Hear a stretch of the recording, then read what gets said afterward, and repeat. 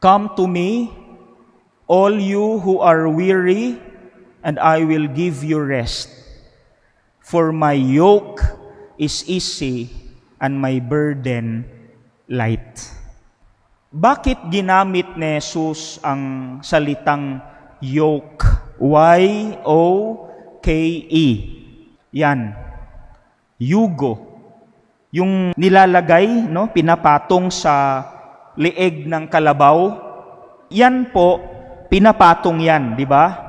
Familiar tayo. Sa Pilipinas yan. Nilalagay dito, tas kinokonek sa araro, sa ano pa, yung mga kung saan ilalagay yung mga kargamentos, kagaya ng kopra, etc. Di ba? Example. Yan. Yan ang example, di ba? Ginagamit, ipinapatong sa leeg ng kalabaw para sa pag-araro at mga kargamento, mga ani, no, sa bukid, dalhin sa merkado, no, sa palengke. So, yugo yung tawag diyan, no? So, bakit ginamit ni Jesus ang imahe ng isang yugo? Kasi meron pala itong magandang kahulugan para sa atin.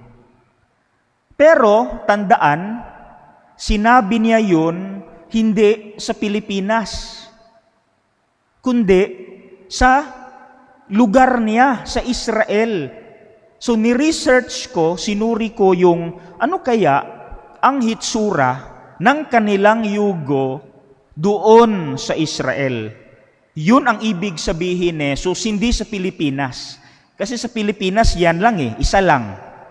Pero sa kanilang lugar pala, ang yugo na ibig sabihin ni Jesus, itong pangatlong slide na to, para sa dalawa. Tingnan niyo po ang screen. Isang yugo na para sa dalawang kalabaw. Ang ibig sabihin pala ni Jesus na yugo ay hindi yung para kargahan ng mga gamit para pang-araro, hindi. Kundi, ang purpose pala niyan, bakit pangdalawahan, ay dahil yung nasa kanan, doon, yan ang master na kalabaw. Seasoned na kalabaw. Yung nasa kaliwa, yung maliit, yan ang tuturuan, bagong kalabaw, binatang kalabaw, na tuturuan pa paano mag-araro. Nakuha niyo? Yung sa kanan doon, yun ang master, babad sa trabaho, ilang taon nang nag-aararo, alam na niya paano mag-araro. Itong sa kaliwa, bagito, baguhan, trainee, OJT, apprentice. Okay? Tuturuan pa lang siyang mag-araro. So anong ibig sabihin ni Jesus? Bakit ginamit niya ito sa Ebanghelyo? May tatlong napaka magandang sagot na ating baunin, no? Pagnilayan. Number 1, tingnan niyo. Ang number 1 mensahe niyan ay, you are not alone. Gustong iparamdam ni Kristo sa ating lahat ngayon, hindi ka nag-iisa. Kasi, yang master na kalabaw, si Kristo yan. At yang trainee, yang baguhan, tayo. Ang gustong sabihin ng master na kalabaw sa baguhan na kalabaw, hindi ka nag-iisa. Sa mga hamon ng buhay, sa mga araro, pag-aararo, napakainit, no? Simbolo ng mga problema, kahirapan, pagdurusa. Ang number 1 na mensahe ni Kristo para sa atin hindi ka nag-iisa. Kasama mo ako. O see? That's number 1. Maganda, no? Presence. Ang gandang mensahe. I am with you. You are not alone. Pakitandaan po. Para pag may problema tayo, pikit lang natin ating mga mata at tandaan natin itong imahe na to na sinasabihan tayo ng Diyos, hindi ka nag-iisa. Kasama mo ako. That's number 1. Okay? Number 2, anong ibig sabihin yan na para sa ating lahat? Sumunod ka lang sa akin at gagabayan kita sa tamang daan. Just follow me and I will guide you to the right path. Yan ang number 2 na mensahe ni Kristo para sa ating lahat. Sumunod ka lang sa akin, gagabayan kita sa tamang daan. Kasi ako ang master. Alam ko ang buhay na to. Alam ko lahat ng kahirapan ng pag-aararo. Kaya ikaw na baguhan pa lang, sumunod ka lang. Kaya meron tayong yugo para susunod ka talaga. At totoo, sa totoong buhay, tama ba? Pag susunod tayo kay Kristo, lalo na sinusundan natin ang mga kautusan niya, anong mangyayari sa buhay natin? Magiging mapayapa. Kahit mahirap, magiging mapayapa. May kapayapaan. Pero, pag susuway tayo, hindi tayo susunod sa gabay ng Diyos, anong mangyayari? For example, tingnan nyo. Sige, tingnan.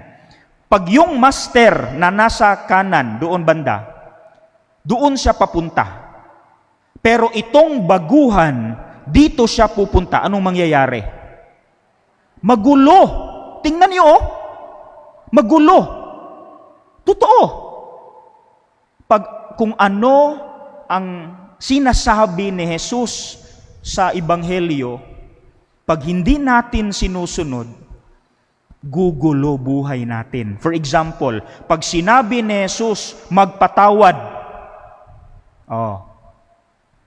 dapat susundan natin, magpatawad tayo. Pero pag tayo'y hindi susunod, dahil magmi-maintain tayo ng puot at galit sa ating puso, anong mangyayari? Makakatulog ka ba? Hindi.